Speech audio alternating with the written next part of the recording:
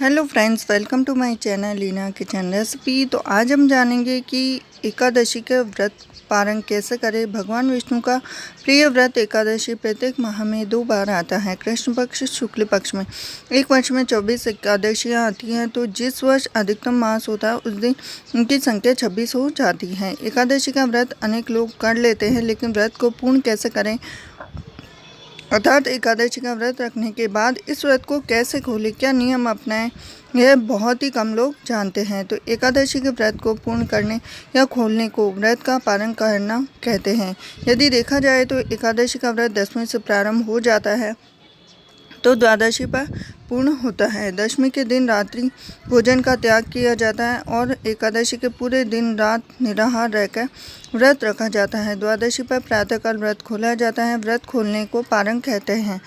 एकादशी व्रत के अगले दिन द्वादशी पर सूर्योदय के बाद पारण किया जाता है। शास्त्रों का कथन है कि एकादशी का व्रत का पारण द्वादशी तिथि समाप्त होने से पहले कर लेना अति आवश्यक होता है।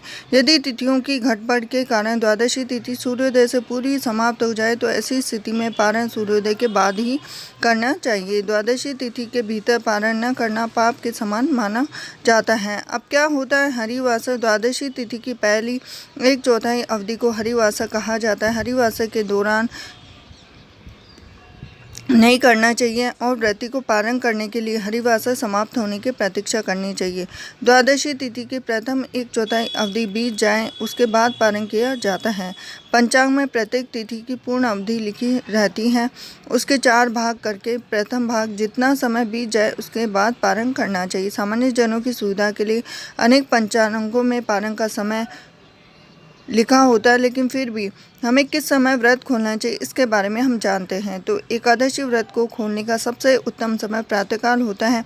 व्रती को मध्यकाल के दौरान व्रत तोड़ने से बचना चाहिए। इसका अर्थ यह हुआ कि प्रातः सूर्योदय के बाद 3-4 घंटों के भीतर व्रत खोल लेना चाहिए। मध्यकाल यानी प्रातः 11 से दोपहर 1 बजे तक व्रत नहीं खोलना चाहिए। जो व्रती किसी कारणवश प्रातःकाल में व्रत न खोल पाए उन्हें मध्यकाल बीत जाने के बाद व्रत खोल लेना चाहिए।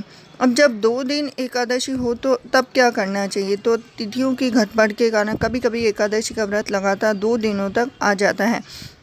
ऐसे में स्मार्त मत को मानने वालों को पहले दिन वाली एकादशी और वैष्णव मत को दूसरे दिन के एकादशी का व्रत करना चाहिए। सन्यासी, विधवाओं, मोक्ष प्राप्ति के इच्छुक लोगों को दूसरे दिन की एकादशी करनी चाहिए और भगवान विष्णु की कृपा प्राप्त करने के लिए दोनों एकादशी का व्रत किया जा सकता है।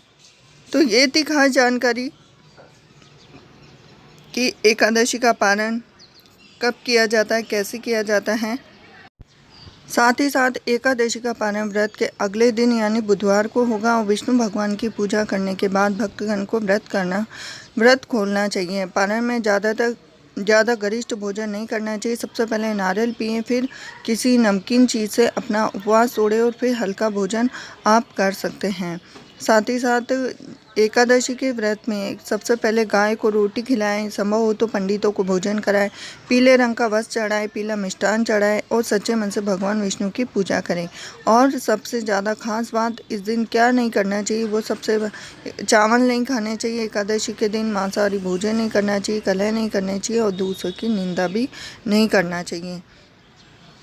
तो एकादशी के व्रत के पारण बुधवार को है। और अगर आपको ये वीडियो थोड़ा भी पसंद आया तो वीडियो को लाइक कीजिए, चैनल को सब्सक्राइब कीजिए, बेल आइकन बटन दबा दीजिए। तो मिलती हूँ आपसे नेक्स्ट वीडियो में। हरे कृष्णा।